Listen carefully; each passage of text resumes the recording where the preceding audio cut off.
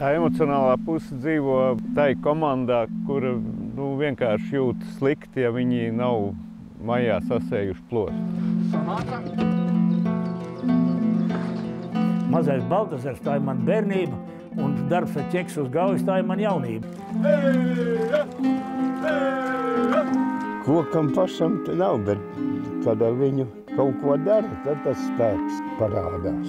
Gribās jau, lai tas viss turpinātos. Nevis tā, ka mēs tur pāris gadus uztaisām. Un tas ir mūsu lielākais izaicinājums, jo mums jau te neviens jaunāks nepaliek. Ja mums nebūs pēctetība, ja mums nebūs jaunieši, tad mums gadi 10, 15 varbūt arī viss beigsies.